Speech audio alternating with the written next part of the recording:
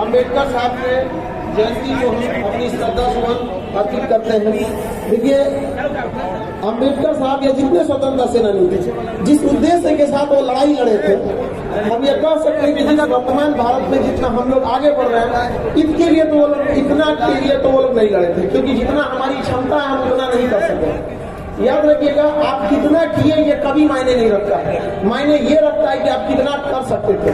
क्यों इस समाज में केवल एक ही अम्बेडकर साहब अभी तक हुए, दूसरे अम्बेडकर साहब, आप हर इंसान एक दूसरे से अलग है। लेकिन आज भी देखिए, अब्दुल कलाम, विवेकानंद, हमारे परम कुछ अम्बेडकर साहब की कब तक छुपेंगे हम लोग इनके पीछे?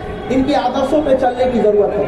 आप लोग आज लाख बहाने मिलेंगे आपको अपनी असफलता को छुपाने के लिए। आप कुछ भी बहाने बना सकते हैं कि हमारे साथ ये समस्या है, हमारे पास पढ़ने के लिए पैसे नहीं है, पढ़ने के लिए संसाधन उपलब्ध नहीं है। आपके पास हजारों बहाने मिलेंगे अपनी असफलता, अपनी नाकामियों को छुपाने के लिए। अरे एक तो बहाना खोज लीजिए अपनी सफलता को पूरी दुनिया को दिखाने के लिए। एक सफलता आपके पास है। और आप युवा हैं, आपके पास किस चीज की कमी होती है जी? तलवारों के साए पर इतिहास हमारा बनता है, जिस ओर जवानी चलती है उस ओर जमाना चलता है।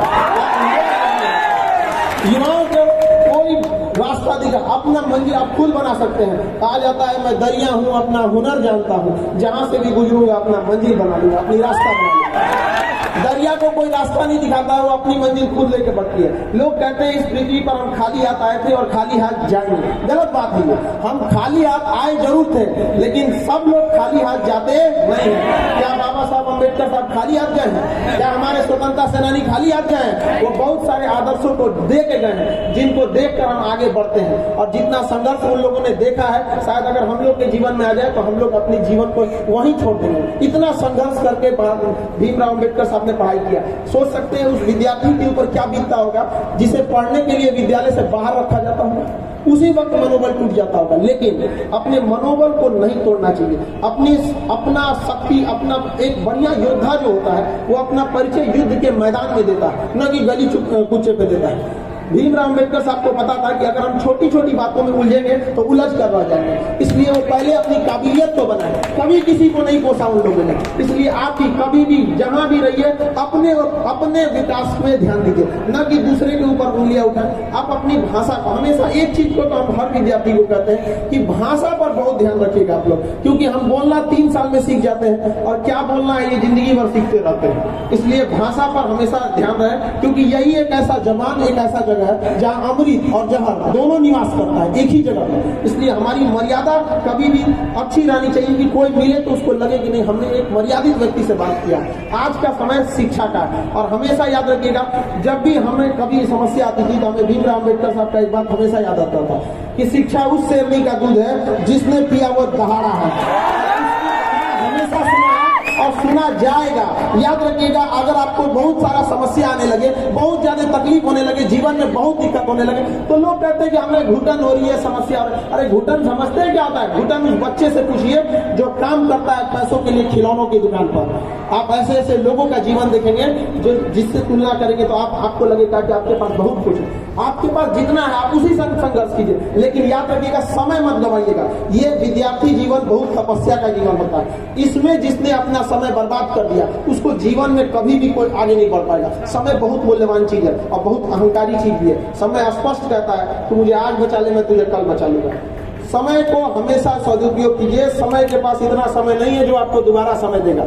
निर्धारित कर दीजिए आपको क्या करना है। जो जिस फील्ड में पढ़ रहे हैं, जिस फील्ड में उसी फील्ड में रहिए। जरूरी नहीं कि हर इंसान एक ही सेक्टर में कामयाब हो सके। आप में से बहुत सारे लड़के इंजीनियरिंग के होंगे, कुछ कंपटीशन की दुनिया के होंगे, अलग अलग सबकी अलग अलग समस्या होती है। अभी कुछ दिन पहले रेलवे वगैरह को लेके, एग्जाम को लेके समस्या आई थी। लगभग 3.5 लाख लड़कों का रिजल्ट रोक दिया गया था। आप लोगों को भी होगा जनवरी वगैरह में सारे teacher A to Z teacher, उसमें एक नाम हमारा भी था। सभी लोग का, अकेले कोई कुछ नहीं कर सकता। याद रखिए, आप सारे विद्यार्थियों ने, सारे लोगों ने साथ दिया।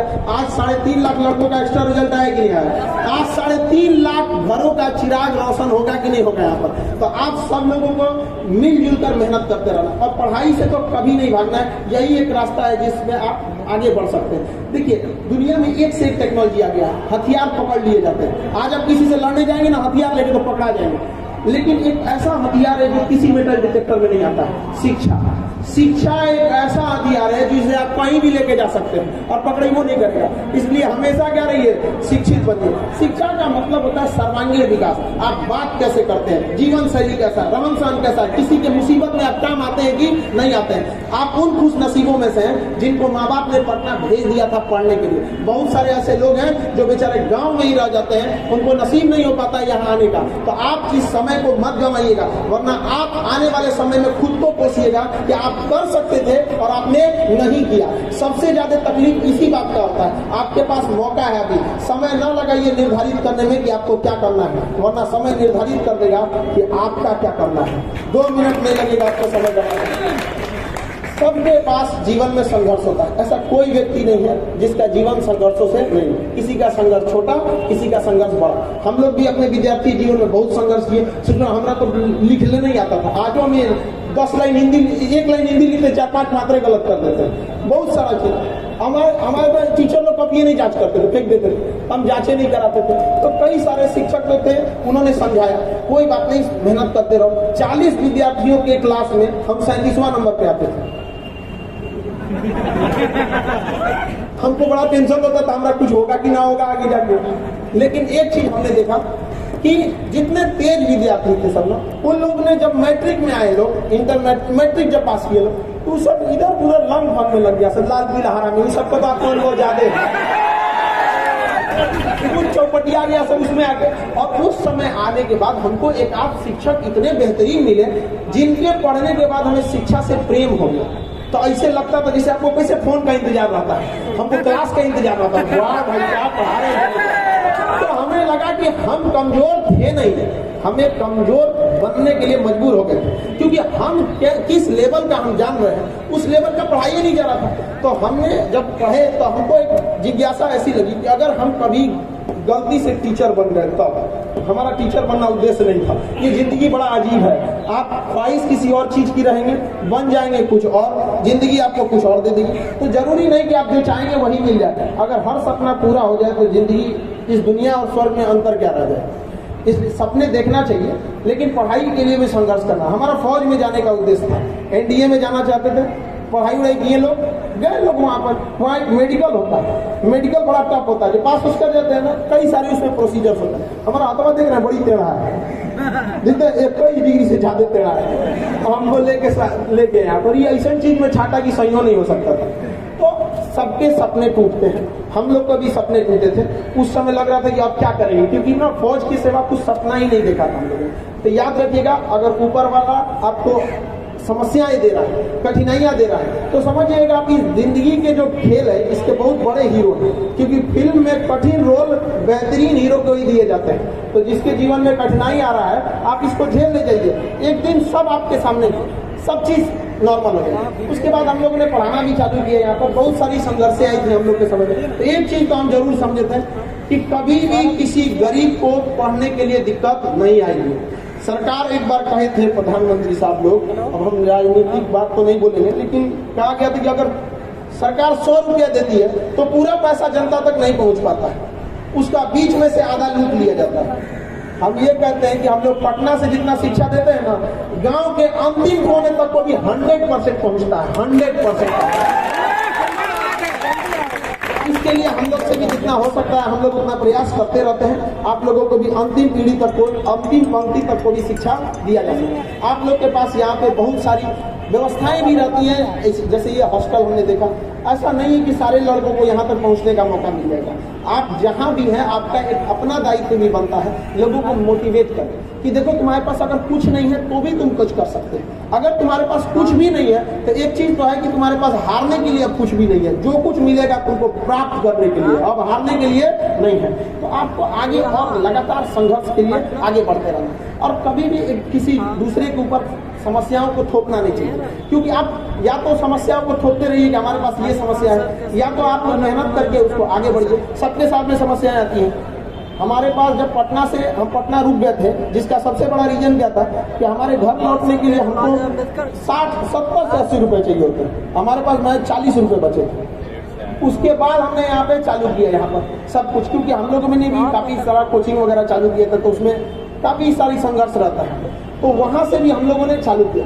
तो आप कभी भी कहीं भी रहिए, अभी आप लोग का विद्यार्थी जीवन, इसमें आपका एक ही चीज साथ देगा, वो आपकी शिक्षा है। और अभी के जीवन में इंसान सबसे ज्यादा भटकता है। अगर आप खाली हाथ लौटेंगे यहाँ से, तो याद रखिएगा, आपका एक बच्चे का यहाँ से खाली हाथ लौटना आपके गांव के 100 बच्चों का भविष्य बर्बाद करेगा। क्योंकि गरीब इंसान अपने बच्चे को पेट काट कर फिर पटना पढ़ने के लिए नहीं भेजेगा, उसके गुनहगार केवल और केवल आप लोग होंगे।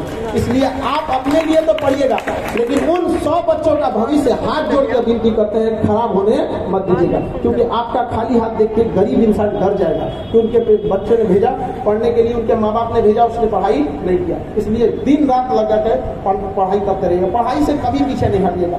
होता है समाज में ऊंच नीच होती है, लेकिन तब तक जब तक आप संघर्ष नहीं किए, जब तक आप सफल नहीं हुए। संघर्ष के समय आपका संघर्ष अकेला रहता है, लेकिन जिस दिन आप सफल हो जाते हैं पूरी दुनिया आपके साथ चलती है। तो इसलिए संघर्ष से कभी पीछे नहीं हटना है, हमेशा अपने मतलब मेहनत करते रहना है, और मेहनत सही दिशा में होनी चाहिए।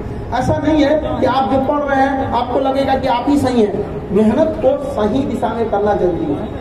एक बार अमेरिकी राष्ट्रपति ने कहा था कि अगर मुझे किसी पेड़ को काटने के लिए 6 घंटे दिए जाएंगे तो 4 घंटे में अपनी कुल्हाड़ी को तेज करूंगा, क्योंकि बचे 2 घंटों में हम आराम से उसे काट सकते हैं। तो जब भी आपको कोई भी समस्या आए तो पहले उसकी बेहतरीन ढंग से रणनीति रहनी चाहिए, आपस में मिलजुल के रहना चाहिए।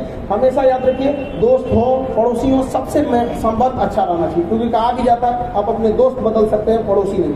अगर आपसे किसी को तकलीफ होती है तो आप प्रेम से उसको बैठ के सुलझाने की कोशिश कीजिए कि देख भाई, हम भी इसी समाज के रहने वाले हैं, हम लोग के पास भी अगर शिक्षा नहीं है तो अब हम लोग भी शिक्षित होकर आगे बढ़ सकते हैं। समाज में 2 ही तरह के लोग रहेंगे, अगर कोई कितना भी बढ़िया, अगर शिक्षा से उसे दूर कर दीजिएगा तो बहुत सारी उसके जीवन में कठिनाई आने लगती है। और शिक्षित अगर हो जाएगा तो गरीब से गरीब भी व्यक्ति है, शिक्षित हो जाएगा तो आगे बढ़ जाएगा। कहा जाता है कि अगर आपको 1 साल के अंदर कुछ रिजल्ट चाहिए, 1 साल के अंदर अगर आप चाहते हैं कि आपको फायदा दिखे तो आप धान की खेती कीजिए, अगले साल आपको फायदा दिखने लगेगा। लेकिन आप चाहते हैं कि 10 साल में फायदा दिखे तो आप क्या कीजिए, पेड़ लगा दीजिए, किसी शीशम का सागौन का पेड़ लगा दीजिए, 10 साल बाद आप उसे काट सकते हैं। लेकिन अगर चाहते हैं कि सदियों सदियों आपकी पीढ़ियां तक सुकून से जी सके, पूरे समाज को बदल सके सदियों तक, तो आप शिक्षा दीजिए। आज जिसे शिक्षा देंगे वो आज के आज आपको उसका फल नहीं देगा, लेकिन याद रखिएगा 20 साल बाद 22 साल बाद जब वह वृक्ष निकलेगा तो उसके साए के नीचे, उसके ठंडी हवाओं के नीचे पूरा समाज को एक शांति मिलती है। आप लोग जो शिक्षा ले रहे हैं, आज आपको शिक्षा लेते हुए 15-20 साल हो गए, अब तक तो कुछ नहीं मिला, लेकिन ये उम्मीद मत हारिएगा कि इससे नहीं मिलेगा। यही एक रास्ता है जिससे आप आगे बढ़ सकते हैं, यही एक रास्ता है जिसे आपको कोई छीन नहीं सकता।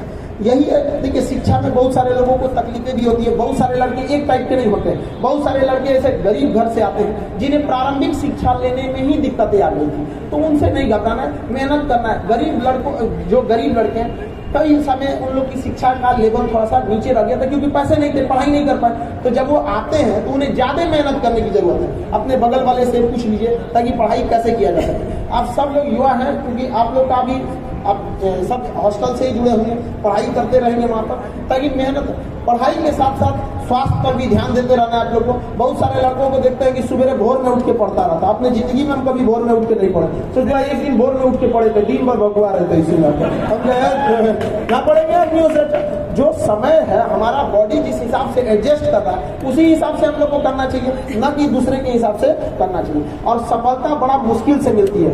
कितने लोगों को लगता है कि वो एग्जाम या किसी चीज में सफल हो जाएंगे, हाथ उठाइए। कितने लोगों को लगता है, डर लगता है कि ना हम होंगे कि नहीं होंगे, डर लगने वाले हाथ उठाइए। देखो भाई, ये बहुत गड़बड़ बात है। आपको डर नहीं लगता है ना तो गड़बड़ बात है, क्योंकि सफलता का रास्ता बड़ी कठिनाइयों वाला होता है। अगर आप आराम से जा रहे हैं ना उस रास्ते पे, तो इस बात की प्रबल संभावना है कि आप गलत रास्ते पे जा रहे हैं, क्योंकि सफलता का रास्ता बड़ी कठिन होता है और वो चीज आपको कभी नहीं मिलती है जिसे आपको चाहिए। वही चीज आपको मिलेगी जो आपको हर हाल में चाहिए ही चाहिए, इसके लिए आप कुछ भी कर देंगे तभी वो चीज मिलेगी आपको। अतः अगर सफल होना चाहते तो आपके अंदर ये भावना होनी चाहिए कि हर हाल में हमको क्या होना है, सफल होना है। यहाँ आके माँ बाप का पैसा नहीं बर्बाद करना है, ऐसा नहीं होना है कि आप लोग माँ बाप ने जो पैसा दिया उसका दुरुपयोग करें। आके शिक्षित बनिए। आगे आप लोग के गांव में अगर कोई व्यक्ति है पढ़ने से वंचित रह जाता है तो आप कोशिश कीजिए उसे अपनी ओर से जितना हेल्प हो सकता है उतना हेल्प किया जाए। हम लोग से जितना बन सकता है हम लोगों ने उतना किया। 200 रुपये फीस लेके गांव तक में शिक्षा पहुंचाया। इस 200 रुपये में 18% जीएसटी और 30% इनकम टैक्स होने के बावजूद लोग हमको कहते थे कौन जी मिलता है इतना पैसा में। तो हमको कोई फर्क नहीं पड़ता, क्योंकि लोग क्या सोचेंगे ये भी अगर हम ही सोचे तो फिर लोग क्या सोचेंगे। लोग पहले भी कुछ अगर सोचते रहो यहाँ पर कोई ऐसा आप लोग को आगे हमेशा निरंतर बढ़ते रहना, समझा गया। अब चूंकि समय का अभाव है, बहुत सारे लोग बोलने के लिए हैं यहाँ पर, हम आप लोग को आज अम्बेडकर साहब के जयंती पर आप लोगों को अपनी शुभकामनाएं देते हैं। जो विद्यार्थी हैं उन लोग को आशीर्वाद देते हैं। जो इस आज के दिन हम अम्बेडकर साहब की जयंती को श्रद्धा सुमन अर्पित करते हैं। इसी के साथ हम अपनी वाणी को विराम